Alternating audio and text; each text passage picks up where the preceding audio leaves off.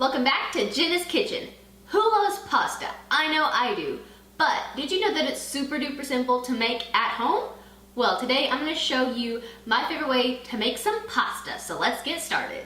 Alright, so we have 2 cups of flour. And if you will notice, these are 2 different types of flour. This is all-purpose flour and this is semolina flour. I don't know if I'm saying that right, but that's as close as I can get. Semolina flour kind of has like this more yellow color and it will help make your pasta kind of not be a gooey mess. Now last time I used all-purpose flour, I used 2 cups of it and it was fine.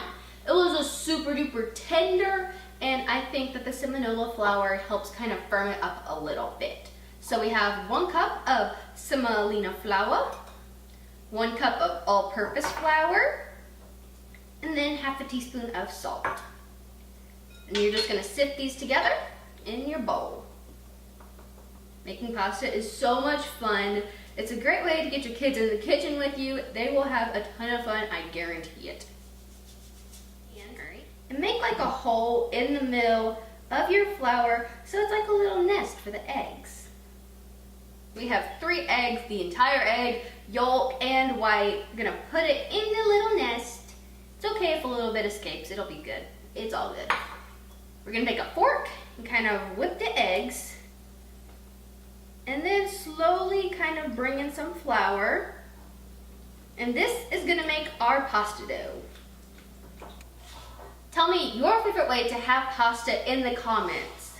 Tonight we're going to have fettuccine, but I love some great chicken pasta salad. That stuff is amazing and I have a video how to make it on my channel, so go check that out. Alright, I've got it as good as I can get with my spatula, so now it's time to roll up our sleeves and get to kneading. So just take your hand and clump it. This is fun. It's like playing with Play-Doh, except it's edible. Semolina flour is like a coarser flour that's made from a different kind of wheat. It's made from durum wheat. And it also gives pasta that traditional yellow color. Last time I made it with all-purpose flour, like all-purpose flour. Kind of weird to say. But it was completely white. Like there was no yellow tint to it, even with the egg yolks. It was just white. So, as you can see, it's not a very great example right now, but it's kind of yellow. Okay, so I added 1 tablespoon of water back to my dough because it was a little bit dry and I didn't want it falling apart when we rolled it. So then after I added my water, I just rolled it in some flour, kept on rolling it until it was nice and smooth. Now we're going to cut it into fourths and roll it through our pasta maker. So now we have our pasta dough and we have our pasta maker. We're going to cut this dough into fourths because this going through this little machine would be a struggle. So I have a little butter knife. I'm going to cut it in half over and cut it in half again. I'm going to set 3 of the 4 fourths over to the side and kind of flatten this one out a little bit. Now when you're feeding your pasta through your pasta maker, it's gonna get really, really long. So you may need a helping hand in the kitchen, and today I have my little brother and we are going to feed the pasta through and he's gonna go over there and catch it because it is long. So we're gonna set our butter knife, take our pasta, we have it on the largest setting, right? Yes. We have it on the largest setting, which in this one is a 7. We're gonna take our pasta dough and start cranking. Buddy, if you're gonna catch it like this, there you go.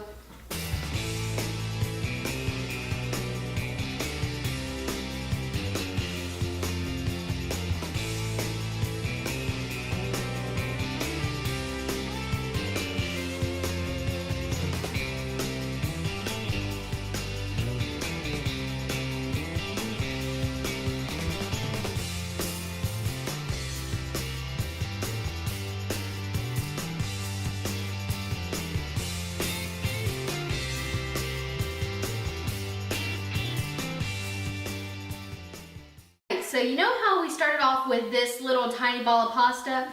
Look what we ended up with. This thing is about as long as the counter. It's really big. And once we get all of these done, we will run it through our fettuccine noodle cutter. Here you go. We're gonna flatten the rest of these and meet you back here when we have both of these flattened. All 4 of our doughs rolled out, and the longest one is about this long. It's huge. So now we have to move our pasta maker over to the other side of the counter to cut our fettuccine. We're gonna run our noodle sheet through our noodle cutter. We have the wider and then we have the skinnier. We're gonna run it through the wider because we want fettuccine noodles.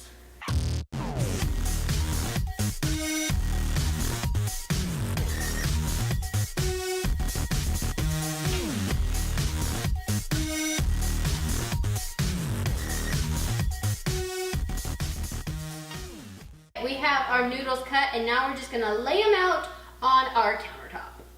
Once you have all of your noodles straightened, you're gonna want to take like a pizza cutter or a knife and just run it through, getting your desired pasta length. Now, if they're all still soft, you can go ahead and cook them in some boiling water right now, but they only take like 3, 4, 5 minutes tops to cook.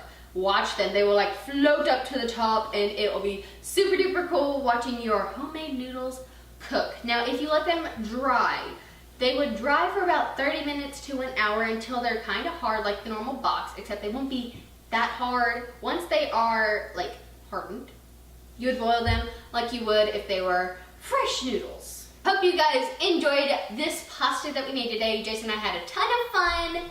And be sure to like and subscribe to Jenna's Kitchen. And comment your favorite way to have pasta in the comments down below. Ours is fettuccine alfredo or Greek chicken pasta salad, which I have a video on that on my YouTube channel. So be sure to check that out. And if you make pasta, tag Jenna's Kitchen 16 on Facebook or Instagram, or tag fettuccine with friends. What he said.